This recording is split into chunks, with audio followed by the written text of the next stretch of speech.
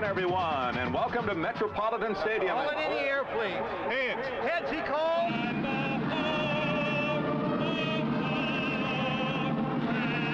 30 men together can't lose. Okay.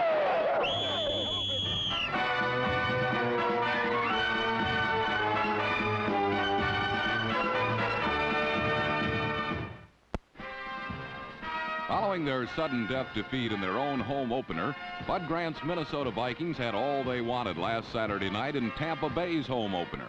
And if this pass to Morris Owens had been called a touchdown, a very tight game would have been even tighter. Although Fran Tarkenton threw 38 passes and completed 25, it was the Buccaneer defense which stole the show. But the Bucs defense has not yet learned to put points on the scoreboard, as the Viking defense did with this safety on rookie quarterback Randy Hedberg.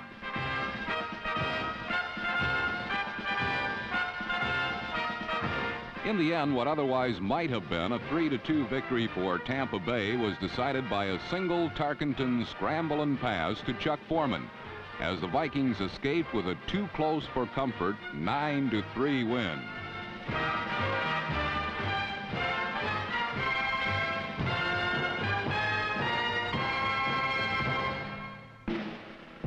The next day in Kansas City, Mike Livingston's high-scoring Chiefs got an early touchdown from Henry Marshall, number 89. But the San Diego Chargers, following their opening day shutout, finally got to show off some of the tricks they had promised in preseason. First, new starting quarterback James Harris threw his first touchdown pass as a Charger to running back Don Woods, number 33.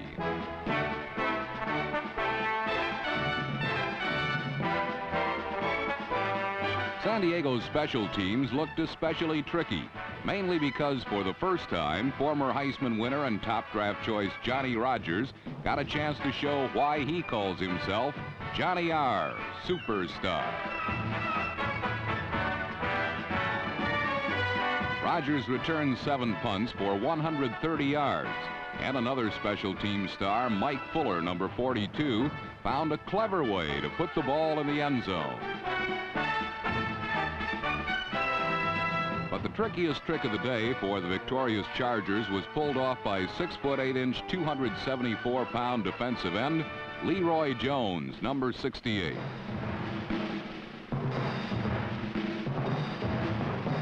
Said Jones later, "I don't want anyone calling me Wrong Way Jones. I was just trying to set up my blocks. All great runners do that."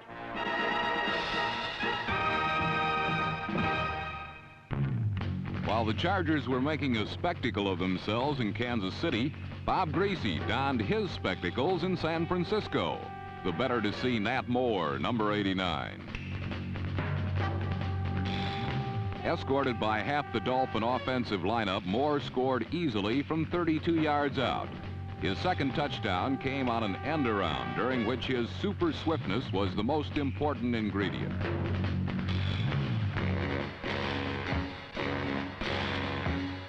Nat Moore scored all 3 of Miami's touchdowns in a 19-15 victory over San Francisco. And no 49er even came close to touching him on any of the 3.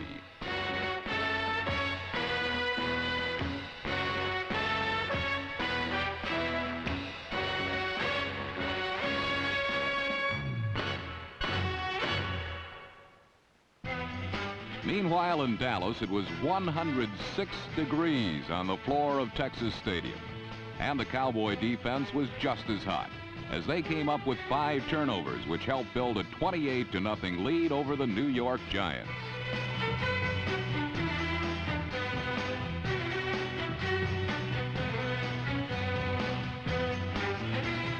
In an eventual 41-21 rout, one of the few rays of hope for the Giants was the play of a quick second-year back from Morgan State, named Bob Hammond, number 33.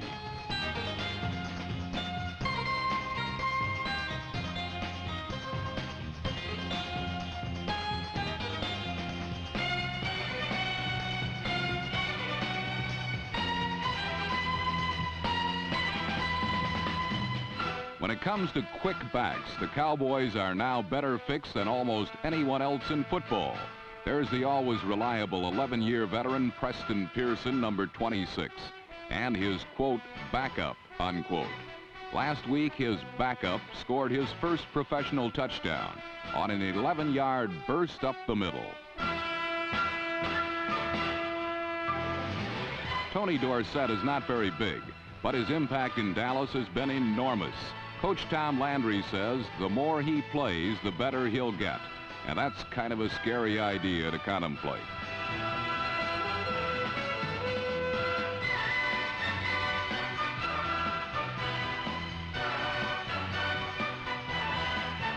Dorsett's second pro touchdown was the Cowboys' longest run in the last 2 years. Giants coach John McVay wonders just how much better he will be.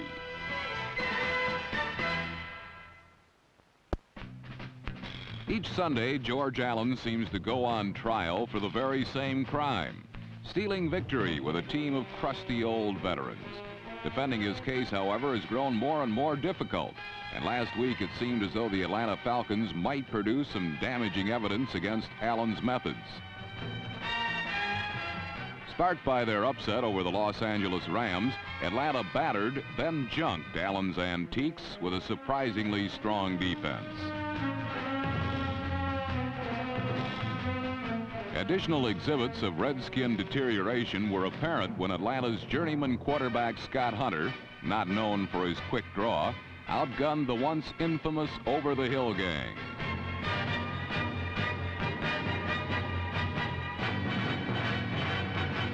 But despite the Falcons' 269 yards airborne, the facts were conclusive. Redskins know the basics of victory. And so it was. The Redskins held when they had to, moved when they could, and incorporated every trick available to steal past the much improved Atlanta team.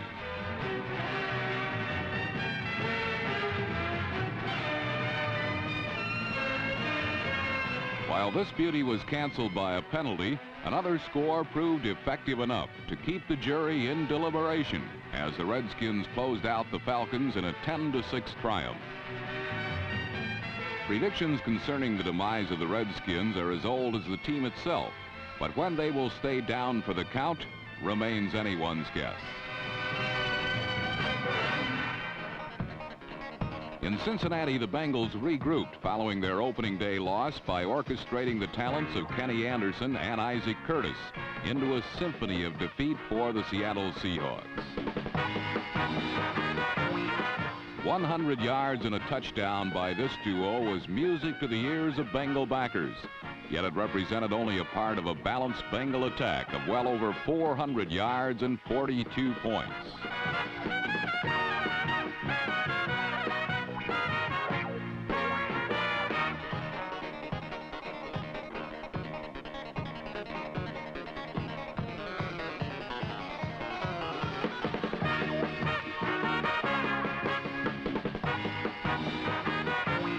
Results like these kept Cincinnati in command throughout and forced the Seahawks into a game of catch-up.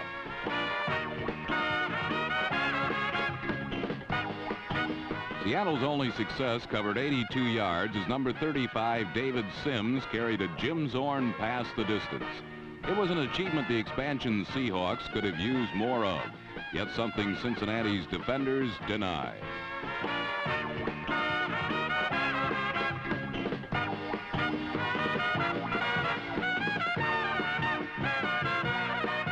The final was 42-20, and while the Bengals were finally showing off their expected form for 1977, out in Los Angeles, the Rams were grooming themselves to look the part of a Super Bowl contender.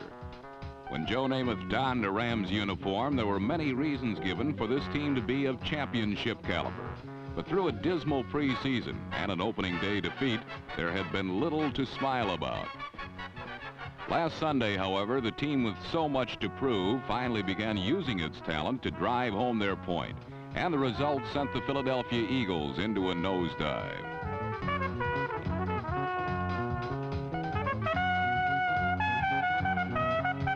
Crossing midfield but once, the Eagles were shut out, while Namath called his own shots and blended perfectly conceived drives into 20 points.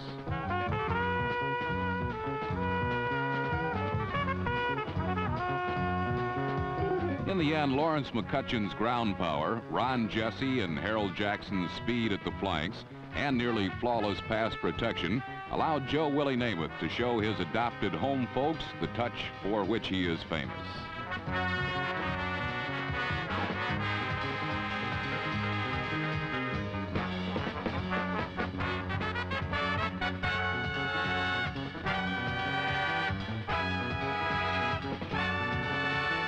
With order seemingly restored as a result of their first win, Namath and his Los Angeles Rams were finally able to breathe a deep sigh of relief, a feeling shared equally by thousands of Ram followers.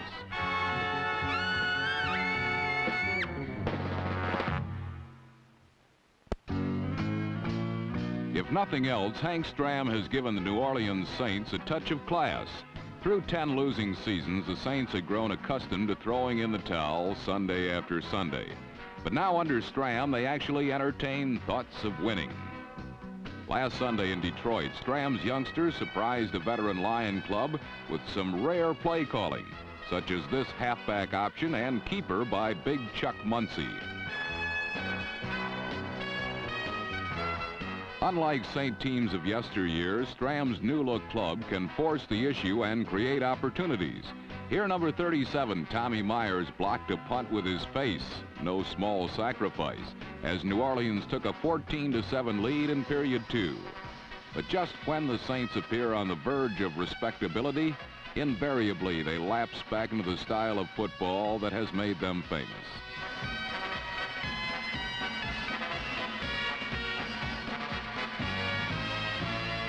Against Detroit, the Saints mustered only 92 yards of total offense.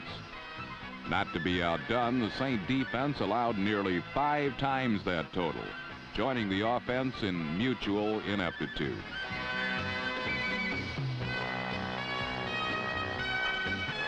In outgaining the Saints nearly 5-1, Detroit's most prolific performer was number 24, Dexter Bussey. Bussey accounted for 150 yards rushing, the third finest individual performance of the 1977 season. In brief, Detroit dominated all facets of play, and in the end, their victory came complete with a dash of history.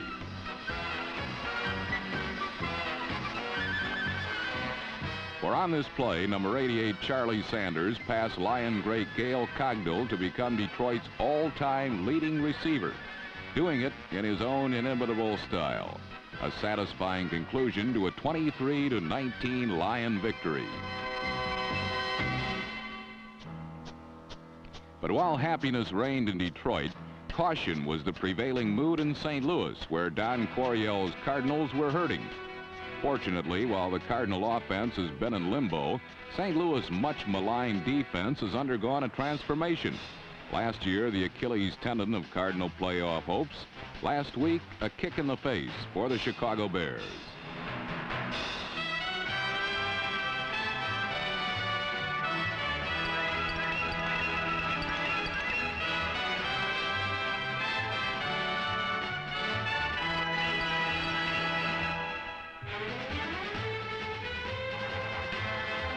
The Cardinals held Chicago's conference-leading ground attack to a scant 100 yards. Meanwhile, Jim Hart and company looked for solutions to those nagging offensive problems. At times, the pass protection wasn't the best, and occasionally, improvisation replaced design. But St. Louis still managed to control the football most of the game. In the end, 3 Jim Bakken field goals and this rainbow from Hart to angular J.V. Kane proved enough as St. Louis held on for a 16-13 victory. A game the Cardinals needed desperately to win. The kind of game the playoff hopeful Bears can ill afford to lose.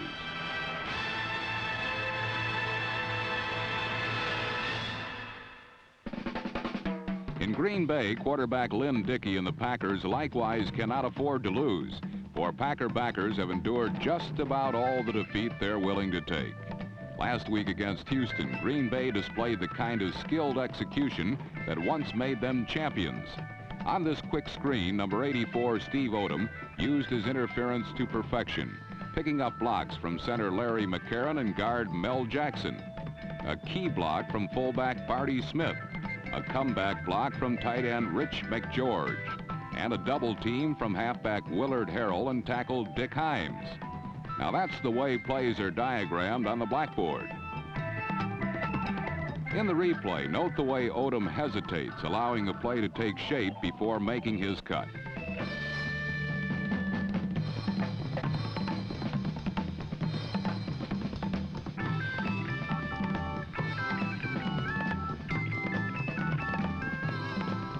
Odom's 40-yard burst was Green Bay's only touchdown. The Oilers similarly could score only once, while both teams added field goals. Thus, late in period 4, the game was still up for grabs as Green Bay drove toward a potential winning touchdown.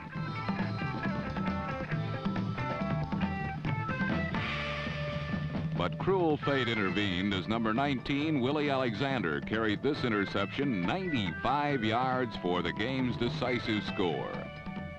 Lynn Dickey played for the Houston Oilers during some of their leanest years. He knows full well the sadness of letting certain victories slip away. In the end, his former teammates were full of sympathy, an emotion made easier by the game's final outcome. This season, a Rocky Mountain high means more than pretty girls and powder blue sky. 73,000 season ticket holders are grooving on the new-look Denver Broncos and their recycled quarterback, Craig Morton. Morton had formerly flunked in Dallas and New York, but against the Buffalo Bills, he continued to impress the Rocky Mountain West. Tight end Riley Odom scored 1 touchdown, and running back Otis Armstrong set up another with his gift for open field improvisation.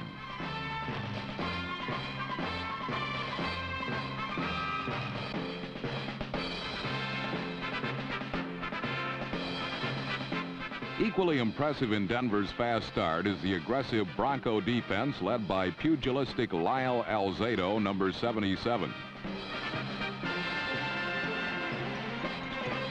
Alzado and his mates harassed the Bills incessantly, forcing 2 fumbles and 3 interceptions, holding O.J. Simpson to less than 3 yards a carry, sacking Joe Ferguson 4 times, and dealing out a year's worth of bumps and bruises. So what if nobody outside Denver thinks they're for real? The Broncos tattled off to a 26-7 putdown of the Bills for their 2nd straight victory. Now all they have to do is beat out the world champion Oakland Raiders, and the division is theirs. Those same Raiders were in Pittsburgh last week for their annual bloodletting with the hated Steelers.